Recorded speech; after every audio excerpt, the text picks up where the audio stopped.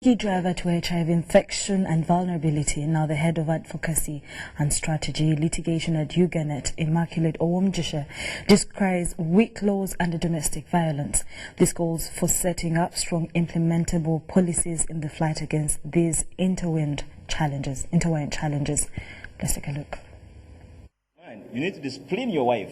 You need to, touch her a bit, and you tackle her and you beat her somehow, to really streamline her, to enable her really get on the line.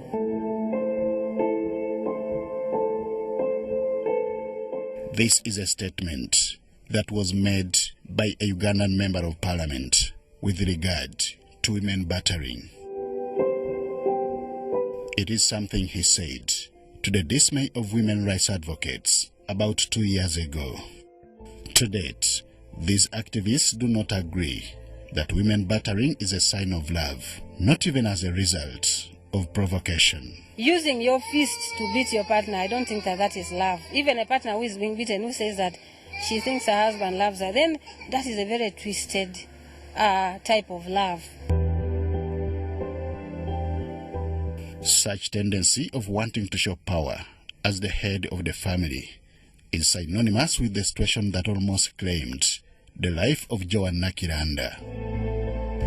It all started when she declined to consent to a proposal by her husband of selling a plot of land they had acquired together. Twagula poloti katinga yayagala gitunda nemuga totunda poloti y'abaana nangamba tambula onviire tolina kyondagira zobe mansazeewo nemugamba sijja vaawo sina gye ngenda twala bano baana bato nangamba kale olemeddewo konze sigenda vaawo mpozi okulekera abaana.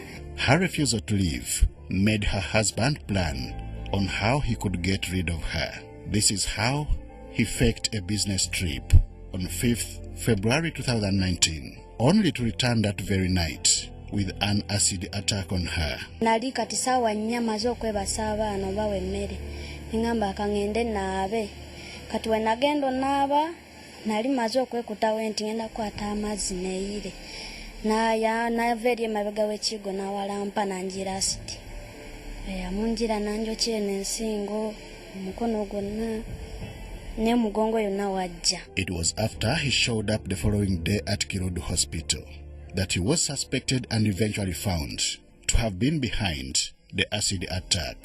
That is how he was arrested. We namugamba yajja saawa 10 n'atuula awo yasanga abasawo tebannaba kundula esinga kintu kye yatuuka kiba kye yali nsaasidde yaŋŋamba kimu oyo yakwokyezera yabadde ayagala mu feesi naye feesi yamulemye ati yali akolawo ati nemulaba asidde ku mukono n'agamba kati we yalaba nti mulabye nanneesooka n'agamba olaba nange yanjokyezza konze wamugjeewa mbunamugje ku kyangu ekyo kyewabadde onaabisa kati awo osi we yajja kuba twasooka ku poliisi naye nga sisobola kwogera we yajja ne banzijjako statement ne bagamba nti nno wamulabyeko n'asidi kituufu konzeeye ne bagendayo mumukwata era we baagenda ne bamukebera kituufu ng'alina asidi era ne bankwe ne bagamba kituufu yeye yakwokyezza alina asidi ate tumubuuza ekyangu embu yakisudde kasasiro tumugamba tutwale kasasiro ekiri mu kasasiro ate bamwokyezza ate nga baali tebannayokya kasasiro. 22-year-old Joanna Kiranda is just one of the many cases received here at the Boys Gender-Based Violence Shelter run by Action Aid. About 30 to 50 women report different cases of abuse, top among them being non-family maintenance, defilement, sexual and physical assault. All avenues of justice are pursued, but not in isolation.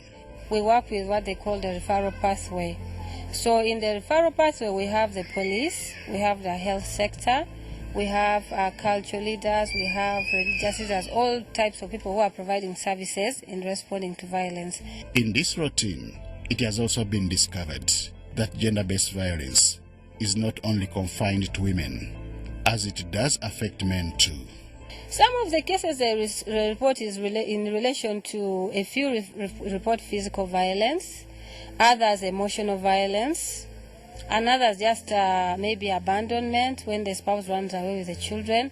And then there's also the case of child custody, where the husband also wants to be part of raising the children, and maybe the female spouse has sidelined him. Such violence is evidenced in this video, taken from a scene of a terrible fight.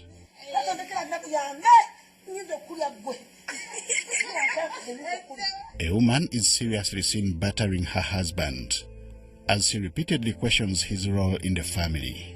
The 2018 annual police crime report indicated a slight increase in death by aggravated domestic violence from 361 in 2017 to 362 in 2018. Some of the cases could have had a bearing on the existence of HIV in some families. Similar cases of this nature are also handled here at the GBV shelter in Bwaise. There is the issue that when you disclose your status to your spouse or your partner, there is a violence of accusations that you're the one who has brought a disease. So there is that threat. So yes, we receive cases where there's a connection between someone's HIV status and the violence they're receiving. But I cannot go into specifics because, as you know, we have to safeguard the identity of people who come here. This is the reason why social and legal experts want the strengthening of laws related to gender-based violence and HIV/AIDS. As government works on strengthening the laws that could end this epidemic of HIV and gender-based violence, we also need to have measures and plans on how to have these laws well implemented.